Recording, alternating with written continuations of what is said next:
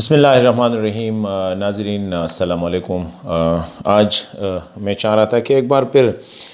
قبائلی علاقوں اور خیبر پختونخوا اور اسپیشلی جو پشتون بیلٹ ہے وہاں پہ میں اکثر یہ کہتا ہوں کہ شاید مجھے نظر آ رہا ہے، خدا کرے کہ یہ غلط ہو، کہ ایک نیا گیم جو ہے وہ کھیلا جا رہا ہے یا اس کی تیاری ہو رہی ہے۔ وہ کس پرسپیکٹیو میں، اس سے یہ بھی اندازہ ہو سکتا ہے کہ شاید ہم سے، ہماری سیاسی قیادت سے یا ہماری جو اسٹیبلشمنٹ ہے اس سے کچھ غلطیاں ہو رہی ہے، یا کچھ حالات ایسے آ رہے ہیں کہ پاکستان بدقسمتی سے ایک بار پھر جو ہے انٹرنیشنل ریڈار پہ ہے، اور انٹرنیشنل جتنے بھی ایجنسیز ہیں ان کی یہی کوشش ہے کہ پاکستان نے اتنا بڑا کام کر دیا، جو ملیٹنسی کے حوالے سے یا قبائلی علاقوں کو اسٹیبلائز کرنے کے حوالے سے جو کارروائیاں کی ہے، اور ابھی آگے جو ڈیولپمنٹ کا ایرا آنا تھا اس کو تو روکنے کی تو کوشش نہیں ہو رہی ہے۔ میں صرف تھوڑا سا گزشتہ 10-15 سال میں اس علاقے میں جو ہوا، ایک تو افغانستان سے بدقسمتی سے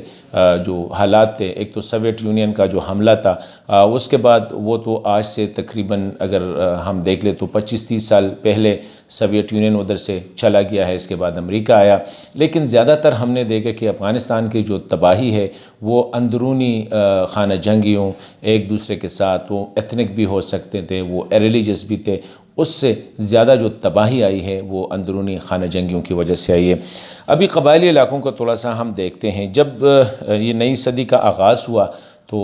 قبائلی علاقوں میں، اور جب یہ افغانستان جو سیکنڈ ہم جسے کہتے ہیں نا طالبان پوسٹ 9/11 کے بعد جب افغانستان سے زیادہ تر لوگ ادھر آ گئے، اس میں طالب بھی تھا، اس میں القاعدہ وغیرہ بھی تھے، یہاں پہ حالات بڑے خراب تھے قبائلی علاقوں کے۔ ویسے بھی یہ حکومتی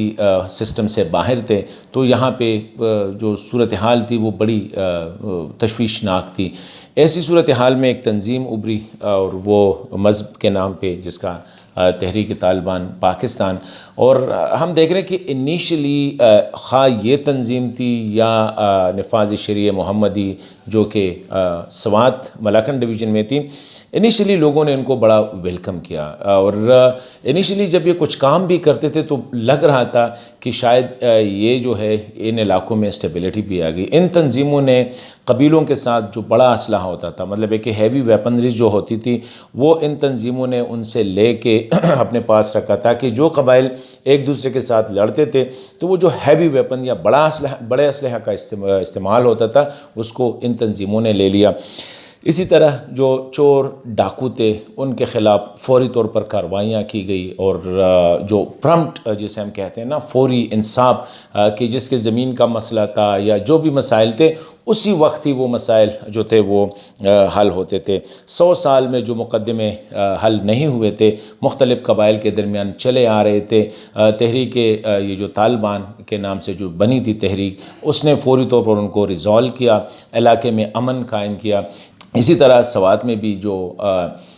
صورتحال تھی وہ بھی آپ لوگوں کے سامنے تھی، لیکن گریجولی پھر ہوا کیا، یہ جو تنظیمیں تھی اندرونی اس کا شکار ہو گئی۔ مطلب یہ کہ آہستہ آہستہ اس میں ریفٹس آنے لگے،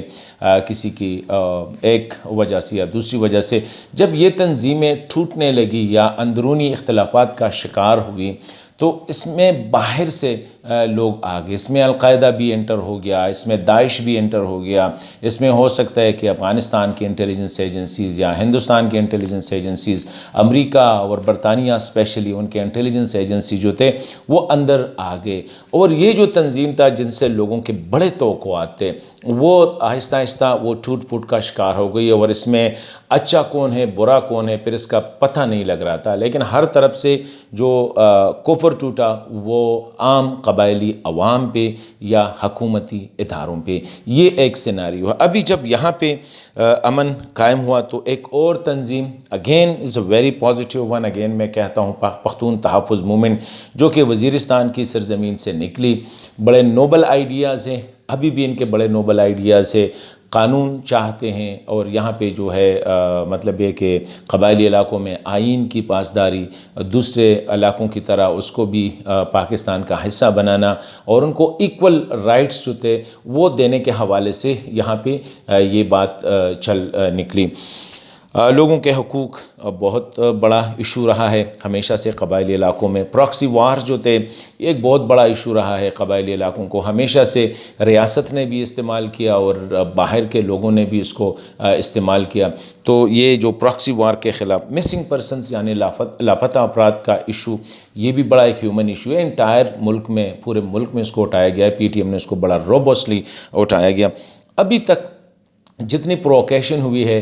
پختون تحفظ موومنٹ نے بڑی پولیٹیکل میچیورٹی کے ساتھ اس کو ہینڈل کیا ہے. لیکن اب جو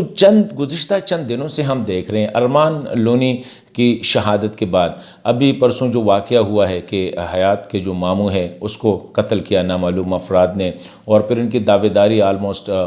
پختون تحفظ موومنٹ کے سرکردہ رہنماؤں پہ علی وزیر، منظور پشتین اور محسن داوڑ بھی کیا گیا ہے. تو یہ گریجولی ہم دیکھ رہے ہیں کہ ایگریشن آ رہی ہے. ابھی سب سے بڑی ذمہ داری پختون تحفظ موومنٹ کی ایسی صورتحال میں کیا ہو سکتی ہے. اور ساتھ ساتھ میں یہ بھی دیکھ رہا ہوں کہ پختون ریجن کے جو سیاسی جماعتیں ہیں جس میں JUI جمعیت علماء اسلام، جماعت اسلامی یا باقی بھی عوامی نیشنل پارٹی، پختونخوا ملی عوامی پارٹی، آفتاب احمد خان شیرپاؤ کی قومی وطن پارٹی یا اور جتنے بھی گروپس ہیں، عجیب سی خاموشی اختیار کی گئی ہے. اور یہ خاموشی لگ ایسا رہا ہے کہ شاید ان کو بھی کچھ نظر آ رہا ہے اور ہر ایک بندہ جو ہے اپنے آپ کو سیکیور کرنے کی کوشش کر رہا ہے. ہم دیکھ رہے ہیں کہ گریجولی وہ ایگریشن ابھی آ رہی ہے نوجوانوں میں، اور ایک کاؤنٹر نیریٹیو جو ہے، وہ جو نیریٹیو ہے وہ اینٹی سٹیٹ نیریٹیو بنتا جا رہا ہے. اور اس اینٹی سٹیٹ نیریٹیو میں ہم دیکھ رہے ہیں کہ ہمارے پڑوسی ممالک اسپیشلی افغانستان بہت بڑا انٹرسٹ لے رہا ہے، اسی طرح امریکہ بھی انٹرسٹ لے رہا ہے. برطانیہ کی طرف سے ایسی چیزیں آ رہی ہیں، جس طرح برطانیہ کی سب سے لیڈنگ جو اخبار ہے اس نے چے گیویرا کا خطاب دیا ہے، پختون چے گیویرا کا خطاب دیا پختون تحفظ موومنٹ کے رہنماؤں کو. مطلب یہ ہے کہ یہ بھی میں سمجھ رہا ہوں کہ یہ پروکیشن ہو رہی ہے. ابھی ایسے حالات میں ظاہری بات ہے کہ پختون تحفظ موومنٹ کے جو رہنما ہے ان پہ سب سے بڑی ذمہ داری عائد ہوتی ہے کہ یہ لوگ جو کہ ایک انڈیجنس موومنٹس اسپیشلی جو for rights of the people, وہاں کے مقامی افراد علاقے کی ترقی کے لیے، علاقے کی تعلیم کے لیے، علاقے کو پراکسی وار سے بچانے کے لیے، اور علاقے کو جو ہے نا اور جو جتنے بھی ایگریشن ہے اس سے پروٹیکٹ کرنے کے لیے جو چل نکلی تھی، اس کو ابھی یہ تو نہیں ہے کہ کوئی اس کو استعمال کرنے کی کوشش کرے گا. اگر ڈیفینیٹلی کوشش ہوگی، ایسی صورتحال میں سب سے بڑی ذمہ داری پختون تحفظ موومنٹ کے رہنماؤں پہ عائد ہوتی ہے. خدا نخواستہ ابھی لوگ یہی بھی کوشش کر رہے ہیں، اور انٹرنل سے بھی کچھ ایسی خبریں ابھی سوشل میڈیا وغیرہ پہ آ رہی ہے کہ اندرونی اختلافات ابھی تک کوئی سرفس پہ نہ آ رہے ہیں. اور میرے خیال میں پورے جو پی ٹی ایم کے جو نوجوان ہے وہ علی وزیر، محسن داوڑ اور منظور پشتین کی قیادت میں متحد ہے. لیکن آہستہ آہستہ میں دیکھ رہا ہوں کہ اندرونی یہ خبریں آ رہی ہے کہ شاید ان میں بھی کوئی پھوٹ ڈالنے کی کوشش ہو رہی ہے. خدا نخواستہ اگر یہ ہو گیا، جس طرح خیسور کا معاملہ ہوا، یہ جو حیات کے ماموں کا جو قتل ہے اس کی دعوے داری ابھی ان لوگوں پہ ڈالی گئی ہے. اسی طرح ریاست کی پہ جب ارمان لونی کی جو شہادت ہے یا جو اس کی جو موت ہے اس کی دعوے داری ریاست پہ ڈالی جا رہی ہے. تو یہ ایک دوسرے کے خلاف جو ہے یہ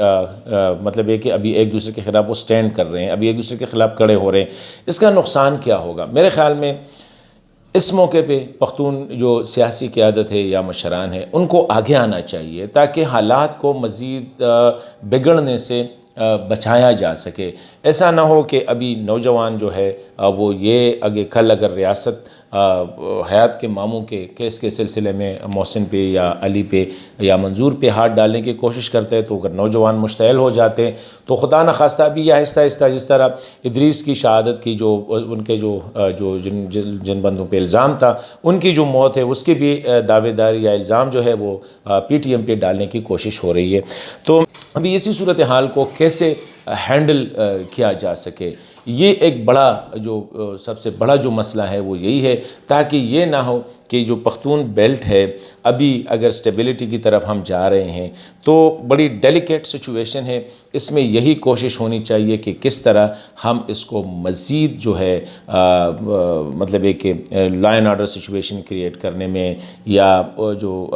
ایک بار پھر جس طرح 9/11 کے بعد ہوا ہے ابھی دوبارہ وہ سلسلہ شروع ہو جائے، اور ایک بار پھر جو ہے پختون بیلٹ کے جو رہنے والے ہیں، پختون ہے جو اور نان پختون ہے، وہ اس